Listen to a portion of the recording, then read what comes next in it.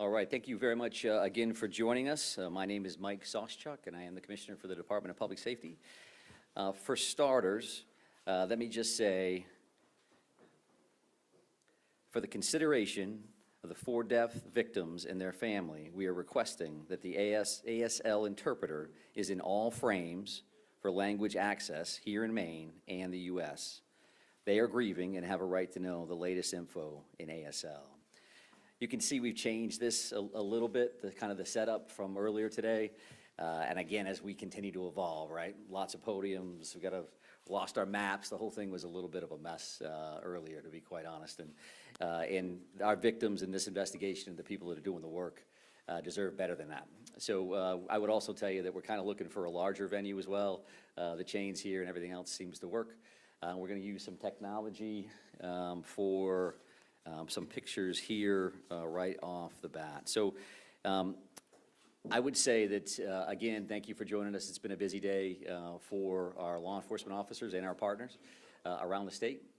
I'm going to give some updates from what we found, but the real primary reason I wanted to bring you back in today was we wanted to really identify the victims and show their pictures.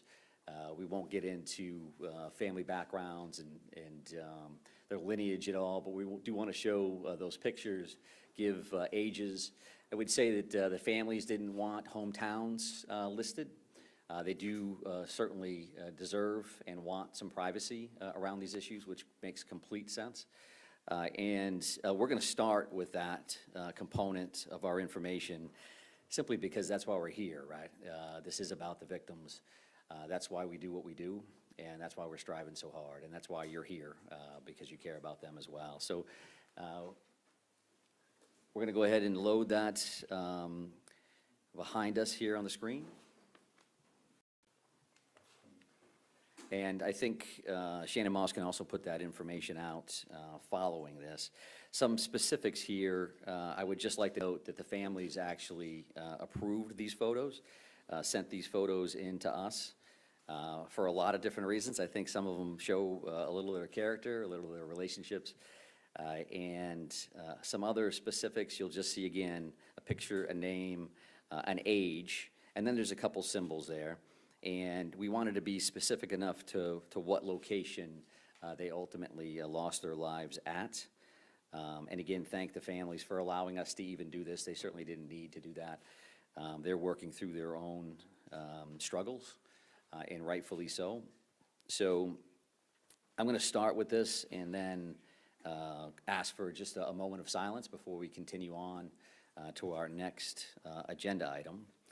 But that top left, as you see it, and that is Ronald G. Morin, 55. And I won't read the venues. You can put that all together yourself. Peyton Brewer Ross, 40 years of age. Joshua A. Seal, 36 years of age. Brian M. McFarland, 41 years of age. Joseph Lawrence Walker, 57. Arthur Fred Stewart, 42. Max A. Hathaway, 35. Stephen M. Vozella, 45. Thomas Ryan Conrad, 34. Michael R. Deloria, II, 51. Jason Adam Walker, 51. Tricia C. Asselin, 53. William A. Young, 44. Aaron Young, 14, his son. Robert E. Violet, 76, and his wife, Lucille M. Violet, 73. William Frank Brackett, 48 years of age. Keith D. McNair, 64. Just have a moment of silence. Thank you.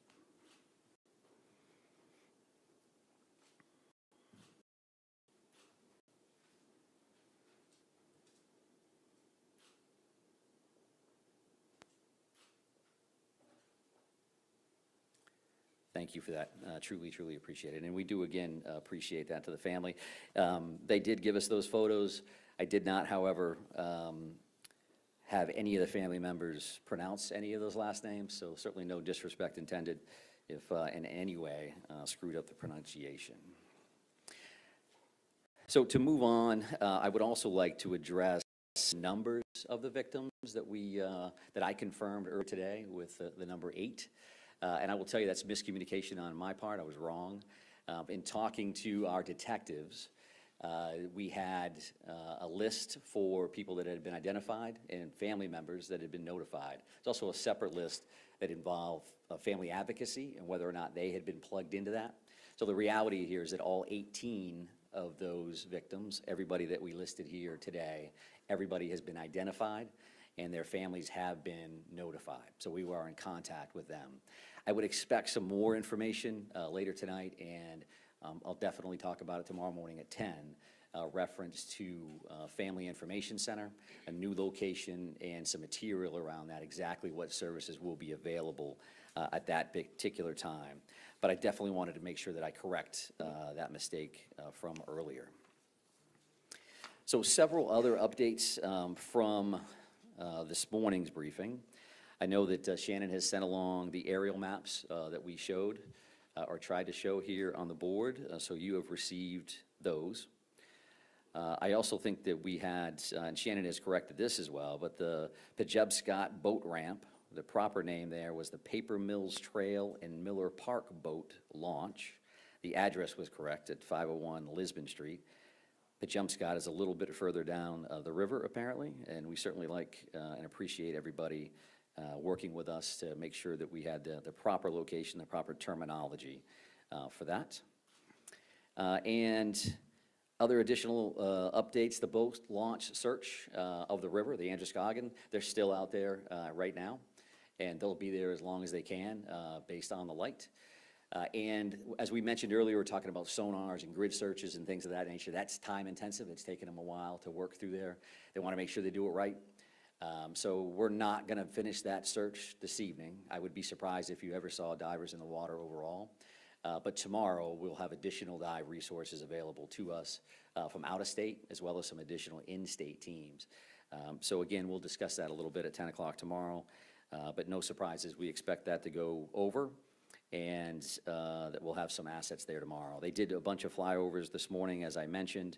They did the sonar searches, some side, some ROV, and we'll be back on that tomorrow. The bar scene itself, they continue to do their on-scene investigation there, as well as at the bowling alley. They did check those wood lines. They may be back in there tomorrow as well, but that is progressing as expected. And I think another major piece of updates for you now is to talk about the shelter-in-place order and where that's going, effective immediately. And I'm not a big reader of orders, but I think this is important that you hear this directly from a couple different sources. We're going to put out a release. There's going to be a cell phone geofence release to some folks. We've used that a couple times already during the active shooter as a warning and otherwise.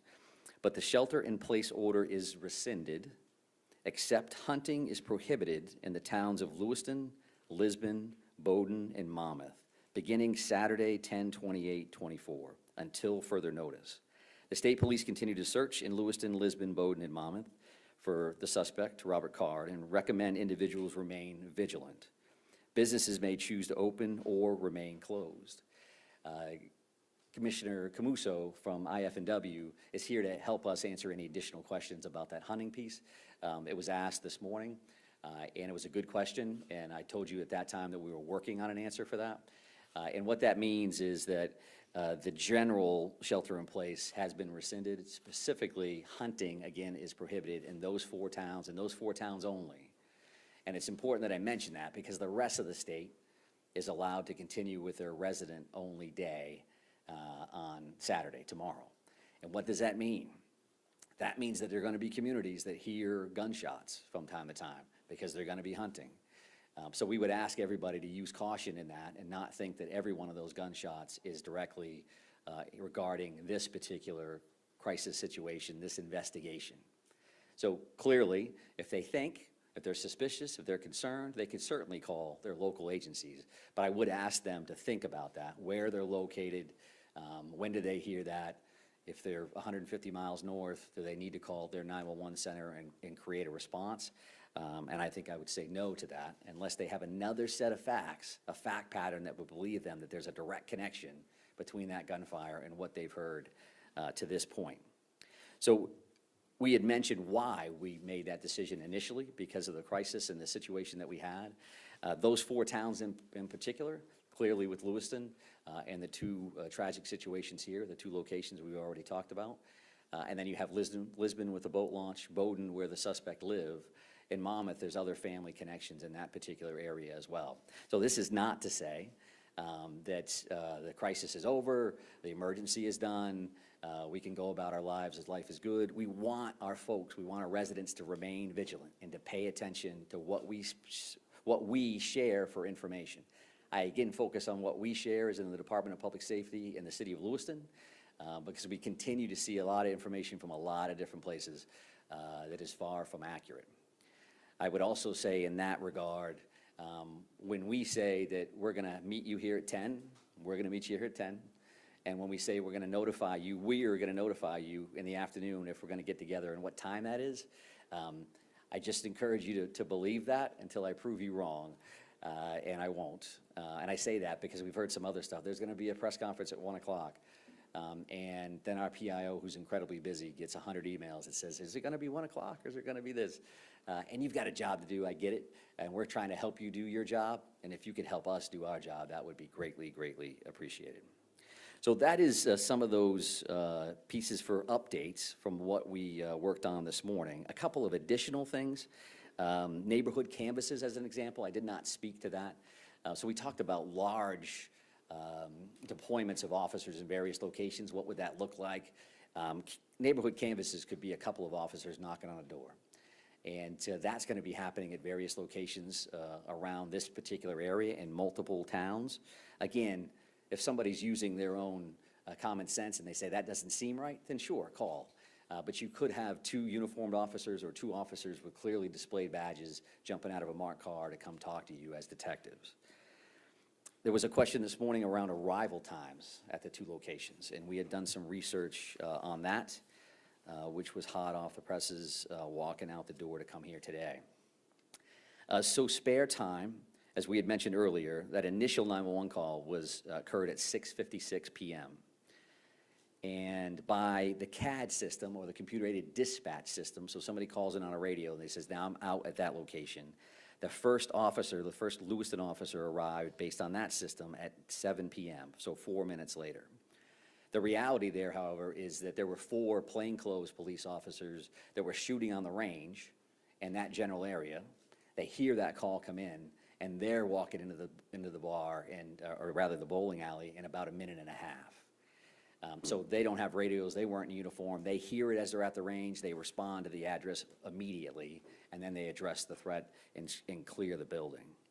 For that same location, right, spare time, as an example, you have Lewiston, it's a self-contained police department, they work with everybody, so it's not uncommon to see the Maine State Police in town, but they don't have specific areas to patrol. Calls came in to dispatch centers for the Department of Public Safety that would control the Maine State Police, as an example, at 6:57, so a minute-ish later, and we didn't have necessarily troopers right inside the town, so 11 minutes later our first trooper arrives, which is not uncommon actually, and that's a pretty good response time considering it's an urban atmosphere and troopers aren't here. The second set of calls, as we've discussed, came in at 7:08, so this is the bar and grill. And the first Lewiston officer is responding there at 19:13 or 7:13 p.m., so 5 minutes later. And then really it becomes exponential after that, as an example.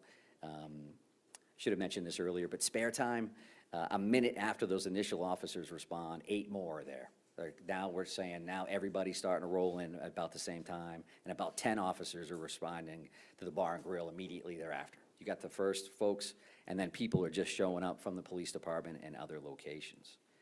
And that particular calls for service for the Maine State Police through Department of Public Safety dispatches, we got that second call at 7:10, about 2 minutes later than the Lewiston Center received it, and we had officers responding and arriving 3 minutes later.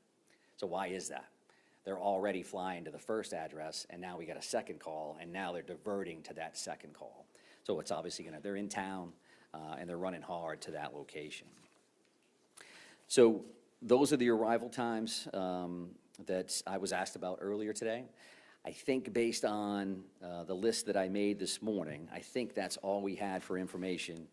And I'll just call that kind of updates and follow-ups, things that I knew you were asking. There were some additional questions from the general public, which has been good for us to receive those through these, right? They get a chance to see stuff, and then they reach out and say, what does this mean? We had a bunch of people reach out about that shelter in place, and what does that mean, and what should I do, and what does that look like? And rather than answer those through conversations with city staff, city leadership, police chiefs, we decided to rescind that order again, but recommend that people remain vigilant as they move forward. So I do appreciate them reaching out, and all of that contact has something to do with our ultimate decision. Where do we go from here? So with that in mind, that's the information that I was asked, and the information that I can update. We do have, I believe, the suspect picture up here as another piece. And the reason that we did this is because it's been quite some time. We've seen that photo, and you have a bunch of different photos. This, in fact, has more of the physical description of his height and weight, and his more official hair and eye color. You could guess at that based on some of the photos that you see, but why do that if we can directly give you that information? So if you could freshen up any material that you have there. It does again show that brown hooded sweatshirt and dark colored cargo pants that are in the photo that we had released earlier, which showed him walking in to spare time with that firearm. So I think that's the information that I wanted to get out to you today. I appreciate you coming back or holding on. I know you have long days and long nights, so that piece you were going to be around anyway, I'm sure. But I am, again, happy to try to take some questions and answers. The chief is here as well, but we did want to keep this tight from an operational standpoint. So, yes, sir. Go back to the timeline. Yeah. The 4 officers who were at the range, I think, right? So can you just go over that again? Yeah, sure. So officers are required to qualify a certain number of times a year, right? So in this particular instance, the officers are in plain clothes. They're shooting at a range right around the corner. The call comes in, they hear that, and they're going to respond, which just speaks to when these things happen, everybody's going. You could be a detective, the chief's bailing out of the station, you could be wherever, everybody goes. So being Lewiston officers, they go, we know where that is. Everybody gets in the car and they immediately go to spare time, to help in any way they can, not knowing that in fact they're gonna be the closest there and the first out. So that cuts almost 2.5 minutes off the original or the initial uniform police officer's response. And that's not uncommon from a police standpoint. Sometimes you got months where you're thinking, boy, I'm right around the corner when all this stuff happens. And sometimes I'm on the other side of the city when other stuff happens. We're very, very lucky that the officers were that close, because I think you save lives with time responses. And in an urban atmosphere, depending on where everybody is and how busy the night is, that response could have been much longer than that. Yes, sir. Have there been any credible sightings of the suspect by either law enforcement or the public since the shooting took place? Yeah, so we have, again, 530 plus tips and leads that have come in. Some of those have been sightings, some of those have been, and I would say as simple as, but hey, I've got a vacant house that's in this location. I own a barn that I'm afraid to go to. There's something over here that concerns me. So those things run the gamut. And I'm also going to use that opportunity the FBI supervisory agent in charge, Jody Cohen, who has been with us during these press conferences. We gave that digital video information out this morning. There's already well over 100 entries in that system. So that means you're putting that information out, and the general public is grabbing hold of that, wanting to be involved, and sending that information in. So I thank you for that, and we certainly thank the FBI for their assistance with that kind of material. So we've got all kinds of, somebody may say, somebody. Has law enforcement seen him in the last 2 days? We have not. Law enforcement has not seen him in the last 2 days. But again, in that stack of that 500 plus, you may have somebody that says, hey, we see somebody that looks like that.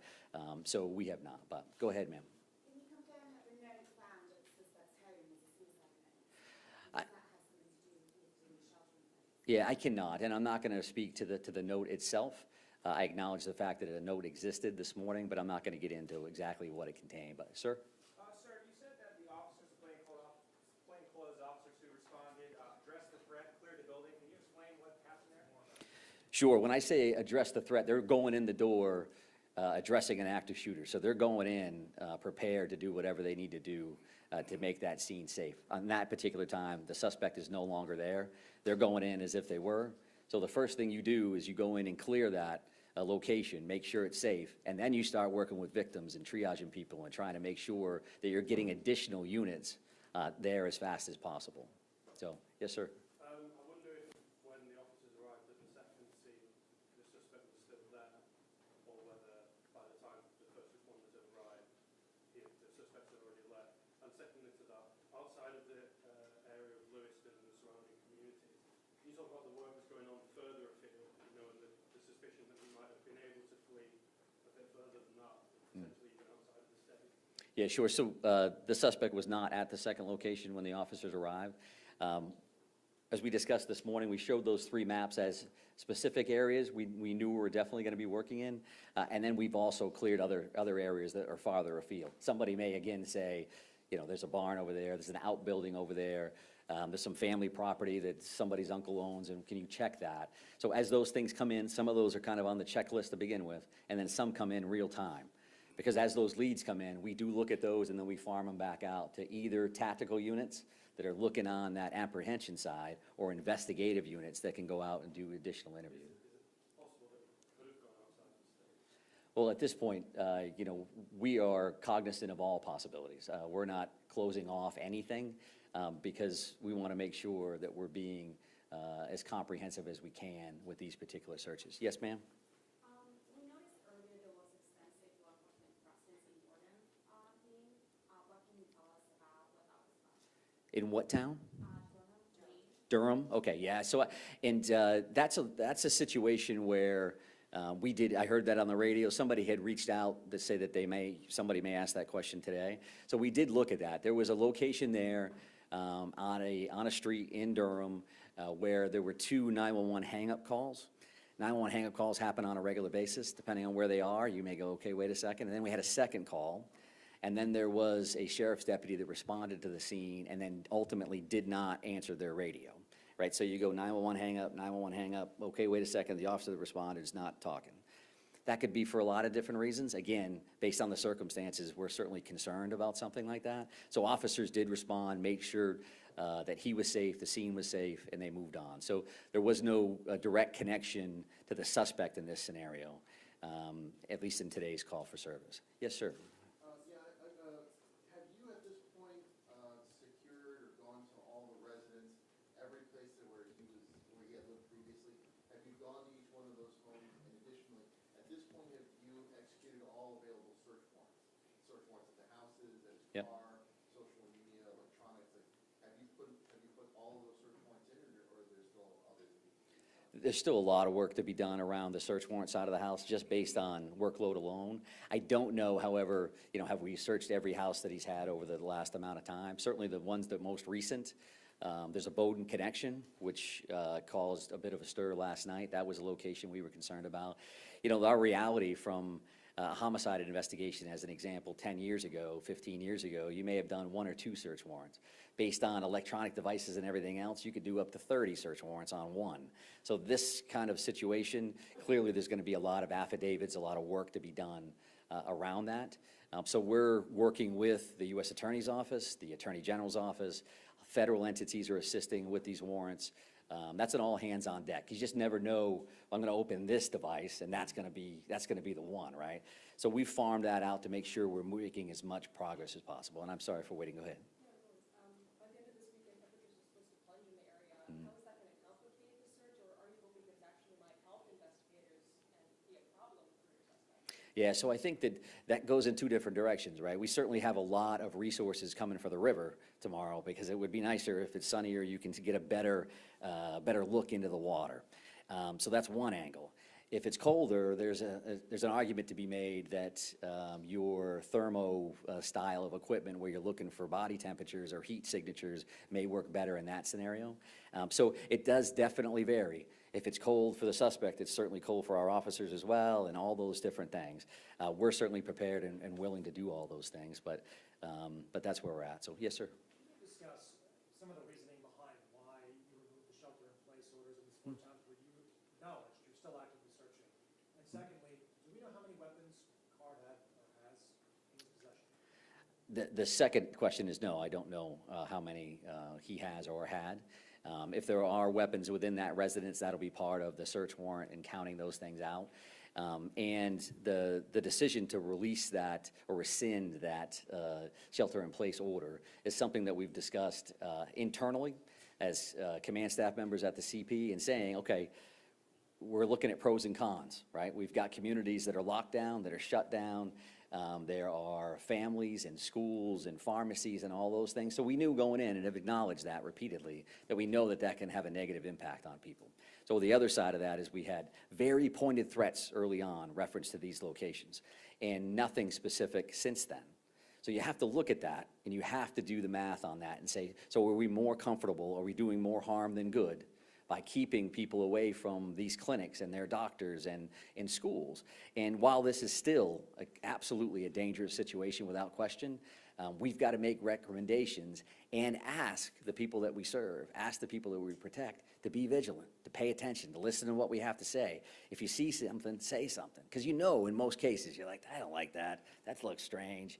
We can feel that, especially when you live in neighborhoods, right? That you live there, you're comfortable with that. That deal, that car is wrong coming down my driveway at this particular time of the day. What is going on? So that we don't come to those decisions to go into the order or come out lightly by any stretch of the imagination. But we do appreciate all the input from everybody about what does that mean and how it's impacted me as a person, right? So I appreciate that. Yes, sir? Commissioner, is there any reason to believe that he may have obtained another vehicle since you already found his car, or may have gotten on the boat and gone down the river? All possibilities are open to us. I don't have anything specific reference to that particular question. Next steps, where did he go after that, and what was he in or not? Which is why we have feelers out in all directions. Is that a possibility? Sure. Is the river a possibility? Sure. We're going to continue to work those things until we're comfortable that those things have mitigated to the best of our ability, right? Because some of these locations we serve a search warrant on doesn't mean we're done, right? We may actually go back and continue a search and new information and go back and check a location again. So all of those things are absolutely available. Sir, right here? Are there now 18 murder arrests? That's a good question that I don't know the answer to. I know that the Attorney General's office told us this afternoon that they were trying to complete the rest of those warrants in a timely fashion, now that those individuals had been identified and the families notified. I'll have that answer for you tomorrow morning at 10 o'clock for sure. And right here, ma'am, sorry. Yes, and 2 questions. The first is whether you can confirm that police found a gun in Card's car, the suspect's car, the one that was discarded. Mm-hmm. And secondly, I was wondering if you could talk a little bit about what communication has been like with law enforcement in on the border states of Canada, New Hampshire, even Massachusetts, and specifically whether or not there's any expectation or any plan to put the border checks in place as the suspect continues to potentially be moving. Yeah, sure. So we won't speak to evidence, specific evidence. Did you find something here? Did you find something there? I completely understand why the question is valid, but it's not something we're prepared to talk about, certainly this early on in an investigation. I can tell you that I've been in contact with all of our border states or country. New Brunswick reached out to the governor. The commissioners from our border states reached out to me immediately the day of and have reached out to me multiple times since then. Again, a lot of their officers are with us at this point, right? New Hampshire is up here, Massachusetts is up here, you name it on the federal side of the house, they are here. So everybody's really working hard on that side of it. There's no expectation at all that there's gonna be some kind of a border checkpoint scenario. But I'm gonna take one more question here from you, ma'am. Question for the chief, if I could. Oh, absolutely. Chief, for members of law enforcement, especially from Lewiston, Auburn, and this close-knit community, can you talk about what it's been like to do this investigation when they may have close connections to some of the victims? It's been very difficult, I can tell you that for certain. Seeing these pictures come up on the board, I know a couple of them myself. There are many law enforcement officials that I know some of these victims, and it's certainly very challenging. You know, try to go into a situation very objectively and, you know, do a very thorough job knowing that you know this person that it's affected, or, you know, a family member or a friend. Very difficult. I can tell you that all of the police officers I know from the area remain very professional at all times, and we press on and we get the job done. Chief, just quickly, like, if you could provide perspective processing the scenes, those two scenes where the shootings took place, some of the complexities, are you dealing with 50, showcasing hundreds? What are just some of the complexities involved? Yeah, again, the state police has the lead on this investigation. I can't comment on that. I can tell you that in scenes that I've investigated personally or that I've been to, it happens a lot. It takes a long time to process these scenes. It's nothing that happens in a quick manner like Mike mentioned earlier this morning. It doesn't happen in an hour and the case is solved. These things take time. Commissioner, is the boat still missing?